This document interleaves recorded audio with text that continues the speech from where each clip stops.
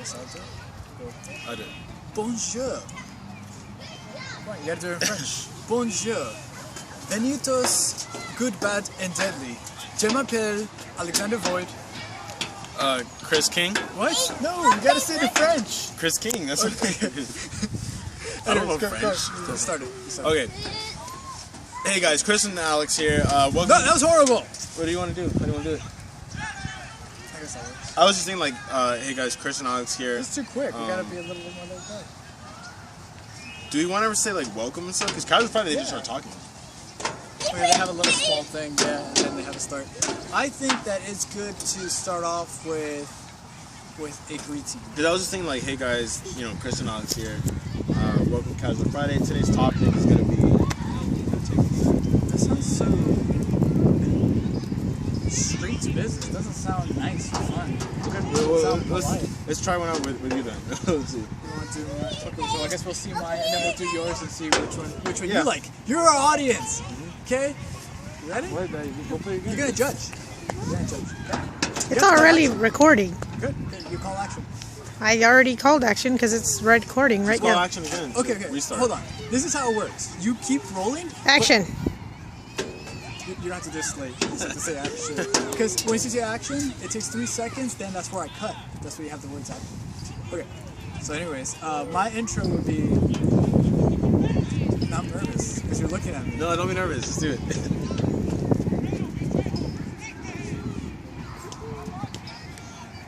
Stage fright. Action. What are you having, Mommy?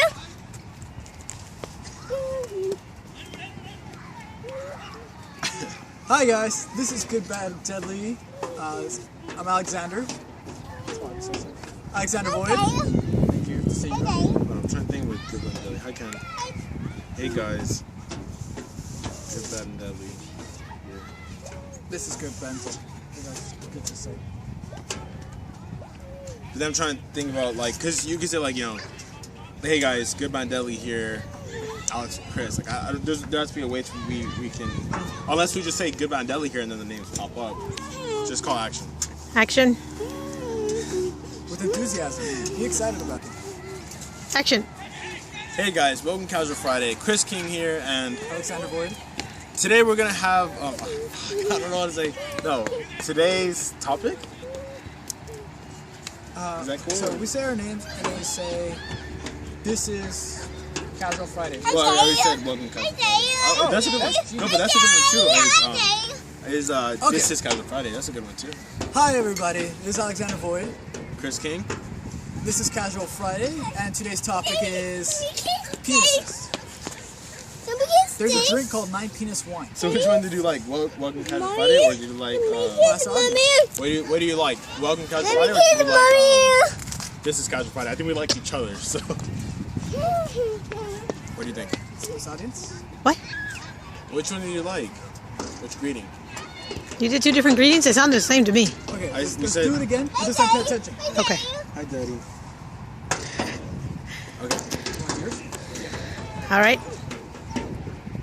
Hey guys, welcome to Casual Friday. This is Chris King. And Alexander Void. Today's topic is PlayStation versus Xbox. Just so she gets the idea. That's that. That's that one. Okay. Now. Hey guys, this is Alexander Void. Chris King. Welcome. What did I say? This is Casual Friday. This is Casual Friday, and today's topic is PlayStation versus Xbox. 3 Penis Wine. So which one should you like better? That sounds the same. What's the The difference? difference is it's either, hey guys, welcome to Casual Friday, like we're introducing a segment, or you say, hey guys, this is Alexander and Chris, this is Casual Friday. So, segment first and then names, or names first and then segment? I would say the names first, So names first. then the segment. Hey guys, this is Chris King and Alexander Void. Welcome to Casual Friday. Today's topic is. Okay, do you want to introduce me just to make it easier, or do you want me to introduce myself? Oh, no, me introducing myself, I got that from podcasts. I like that too because that way it's not like you're my guest. We're both, you know. Okay. You don't try your best not to point. I do it too. I kind of go like this, like Yeah. go ahead. Don't point at each other. We have to Look at the camera. Okay, so I'll do the greeting and you do the topic. What's the topic? The topic. Topic is. Is it just like? Oh, hold on. Let's see. The transition of generations. Will actually be.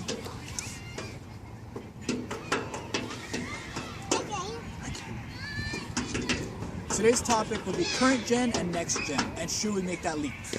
Cool. Okay, and it, Hey, how you want to mommy. get Hey, mommy. And then who do you want to go first? I think the way we'll do it is like we just kind of ask questions and you know we need Who one do you question. want to go first? That's I'll do the greeting, and then you'll No. introduce the topic. Okay, but and then should I ask you? Then from there you start the topic. Sure. Let's try that so for right I now. know how to do it. I'm prepared. Okay. Action. Okay. Hold on. Okay. Action. Hey guys, Chris King here. And Alexander Boyd. Welcome to Casual Friday. Yeah, today's topic. Can I say the topic? Okay. Let's do this again. This is fun. Do you like it? Having fun? Okay. Hey guys, this is. Okay, I got it. Sure. Hey guys, this is Chris King. And Alexander Boyd. Welcome to Casual Friday. And today's topic is current gen and next gen, and should we make that leap? So, Chris, which console do you actually have? Currently I own a PS3. Luckily, I had an Xbox 360. Yeah, so we both get to see Ken! either side of the spectrum. All right. So, Chris, what did you like about your PS3, and should you take that leap to PS4? Well, personally, I've had several of the Sony consoles. Never had any of their handhelds, but I've always been a fan of just the way that they incorporate the gaming technology and trying to market it to a kind of broader audience, but without losing their track of their main goal, which is to make a really powerful gaming platform. Sony has always been able to have that kind of accolade, whatever. So you actually think that it is worth that jump? You think that this new hardware actually has a big enough power for you to be like, you know what, this PS3, let's put that aside and let's just go for the bigger guns? Yeah, based on my experience with previous Sony consoles, again, they've always had the most powerful gaming platform. Whenever they release it in their generation, they've always had the right to say that they've had the most powerful. And thus far, I've always been satisfied with my PlayStation 3. Just the fact that you're just slapping on the next number doesn't seem like there's anything that's going to disappoint me per se. So you're okay with that? You're okay with it just having a new number and you're just going to jump into it? Yeah, I think that what we're seeing is that with every single generation now, we get to see what is the new thing they're kind of bringing to gaming overall. We know with the PlayStation 3, it was HD graphics. It was all about the HD consoles. With the PS4, we know that they're trying to make it into a much more social media based gaming platform along with multiplayer platform. So now we're moving into the next step of gaming, which has always been the farthest one, which is multiplayer and how to incorporate that with social media features. Okay. Well, I always had an Xbox 360, so that jump to the next generation is not actually that big because I already paid my $60 a year. While this is a new step for PlayStation people. It's like it's a new step. You're like you had the free internet, but now the free social multiplayer, and now I'm used to this. So I think that the transition from PS3 to PS4 is going to be harder, especially because of that. Yeah, in that sense, then I guess the question is more aimed towards Xbox people. Is it worth the jump from 360 to the One? Because you guys have already been used to the persistent multiplayer lobbies and matches without it failing, like some of it would on Sony consoles. So are you guys already willing to pay the extra $500 and move up another system? See, and I think this is where we differ because the 360 and the Xbox One, that isn't a giant leap. The only leap here is what they expressed in the first E3, or actually their unveiling conference, which is the Kinect. That is all they have. It's just this brand new Kinect. But other than that, everything in here, I'm not saying that the hardware isn't the next step, but it's not good enough for me to say I'm gonna drop this and move on to the next one. Like we saw gameplay for Titanfall, and even that it looks like 360 graphics. So we still haven't seen this whole high-tech thing, and overall, I don't see myself getting rid of my 360 to buy an Xbox One. Yeah, Alex, did you use your Kinect at all with the 360? I did not. I actually got to play with it, and that thing was buggy. Yeah. But also, when I knew it was going to work, I just never found use for it. There's no use for it. The games that came with it that I would use my Kinect, they sucked. Every single game sucked. And stuff that actually had it that you incorporate it into a game, it's just I'd rather use the controller. So what about the 360 and this generation, 360 versus PS3? What made this generation seem like the next generation? As opposed to then? Xbox? Yeah. As opposed to the first Xbox and the PS2, what made it seem like this was a next gen console? Okay, that is actually really good. It actually had that HD thing. You really saw that transition from that buggy Halo 1 to the actual Halo 3. Comparing those two things was a huge gap. Even Halo Reach, which is in the same platform, same console, and just a couple of years apart, it's way bigger than Halo 3. Halo Reach actually did this huge thing. So the next step, which is Titanfall, you don't see that. You see that whole Halo Reach thing. It's just, I could play this in my 360. So as for the Xbox, it really was just hardware getting smaller, and then the graphics getting bigger, which is completely different. I think we gotta pinpoint, like, what is it about this generation that needs to be fixed? Like, what needs to be implemented for us to consider this next generation a next gen console, and other than just like it being the next name, being the PlayStation 4. I think, for one, I guess, like as you mentioned, Halo 3, the first Halo was really buggy. The graphics were practically like PS2 graphics. They were about 64-bit, 100-bit or something like that. Still playing those pixels. N64. Yeah, it was pretty lowercase like graphics. Besides a few like Kingdom Hearts that really stood out, that looked amazing at the time of launch.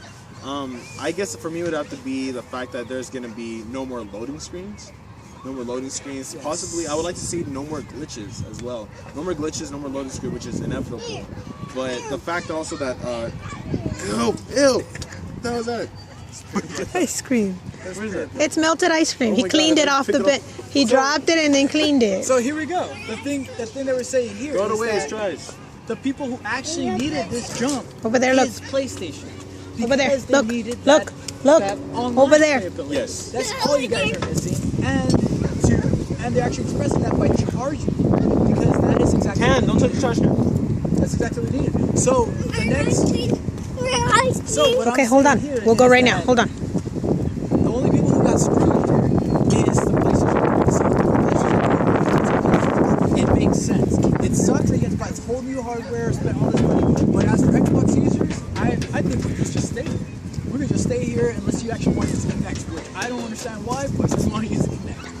Yeah, I agree. I think the dominant feature of the Xbox, I think you guys are not paying for the Xbox. I think you guys are paying for all the R&D that went into the Kinect.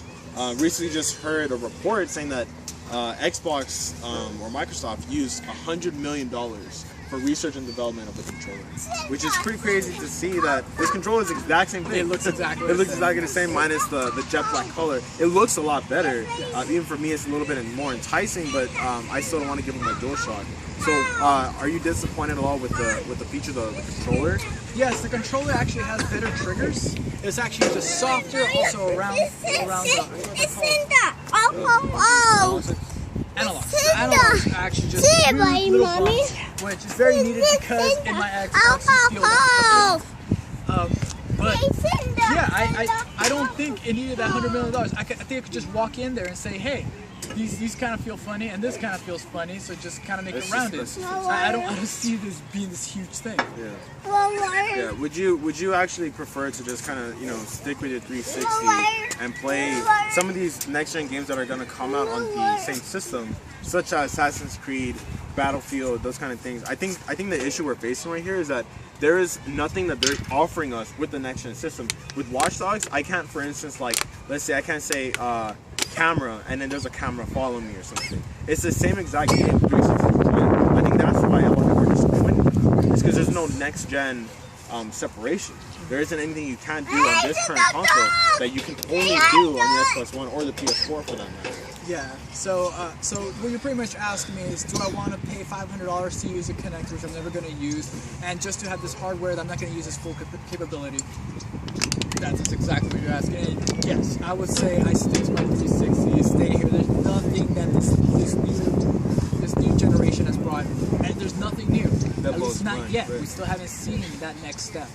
This does not feel like the next generation. Okay, so do you think that we're going to feel that next generation in these next 10 years that they're planning?